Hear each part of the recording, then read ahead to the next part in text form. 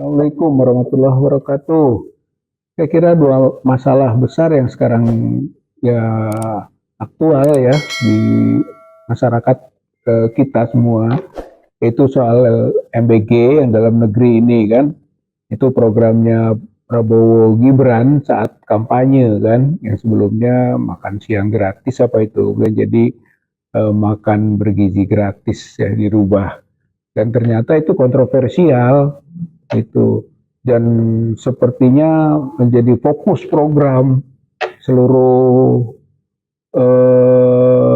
kegiatan atau seluruh instansi itu kan, bisa ditarik untuk mensukseskan program unggulannya Prabowo Gibran ini gitu.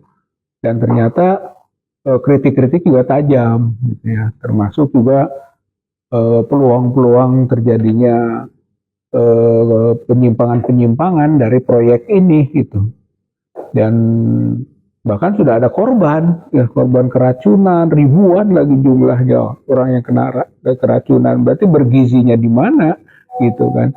Kemudian ini juga program yang tidak rasional sebenarnya. Yang dibutuhkan itu adalah sebenarnya sekarang ini pekerjaan. Orang mengatakan berilah peluang kerja orang tuanya sehingga orang tuanya bisa memberi makan anaknya, gitu kan. Dengan begitu ya saya kira lebih rasional, dan itu pun sulit dilakukan menyesuaikan dengan janji yang pernah dikemukakan waktu kampanye gitu dalam soal lapangan kerja ini.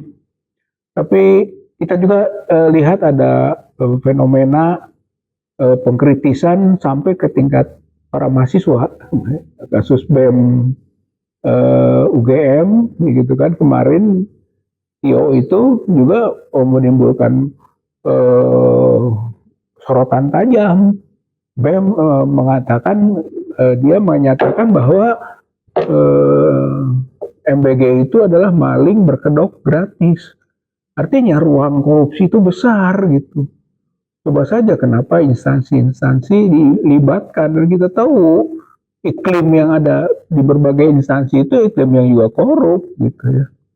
Yang terakhir waktu meresmikan 1072 satuan pelayanan pemenuhan gizi ya di Mabes Polri, ya, sampai keluar pernyataan akan memberi bintang Mahaputra. Masalah MBG saja bisa sampai ketika pemberian bintang Mahaputra, saya kira ini masalah itu besar ya. Bahkan tuntutan masyarakat hentikan sebelum merugikan dana APBN yang sangat besar juga gitu, yang dana pendidikan yang ditarik, dana-dana lain, bahkan sampai zakat juga katanya sekarang mau ditarik juga. Artinya banyak sekali penggerogotan dana-dana publik ya untuk kepentingan yang sebenarnya tidak efektif, menurut saya tidak efektif dan pemborosan. Nah, yang kedua adalah isu berkaitan dengan BOP.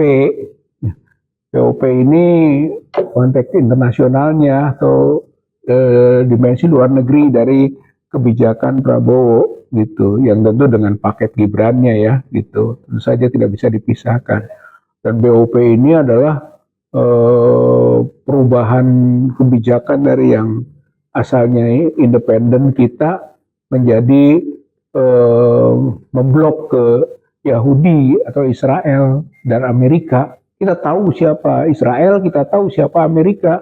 Mereka adalah para penjajah atas negeri Palestina. Oleh karena itu, keterlibatan Indonesia atau Prabowo ikut di dalam BOP, bahkan menjadi wakil dari Komander ISF, itu adalah sesuatu yang membahayakan bagi respon publik di Indonesia. Karenanya sebenarnya dua hal ini, baik itu MBG maupun BOP, dua-duanya potensial untuk menjatuhkan Prabowo dan Gibran. Saya kira masyarakat pasti akan terus mempermasalahkan ini, dan sangat sensitif keduanya, yang menyangkut aspek ekonomi yang pertama, dan yang kedua menyangkut politik luar negeri, yang juga banyak hal yang telah dilanggar oleh Prabowo berkaitan dengan keikutsertaannya di BOP. Saya kira ini hal yang perlu menjadi perhatian kita semua. Tinggal pilihannya hentikan itu MBG, dan yang kedua keluar dari BOP. Saya kira itulah langkah yang dituntut oleh publik, oleh masyarakat untuk mengembalikan lagi Indonesia ke dasar perjuangannya, mensejahterakan rakyat, dan juga politik bebas aktif yang telah diambil sejak tahun 1955. Kita melakukan konferensi tingkat tinggi Asia Afrika. Saya kira gerakan ini gerakan yang dipertahankan, bukan dibelokkan dengan keikutsertaan di BOP versi Prabowo Subianto. Saya kira ini beberapa catatan lah mengenai MBG dan BOP yang potensial bisa meruntuhkan rezim Prabowo dan Gibran. Assalamualaikum warahmatullahi wabarakatuh.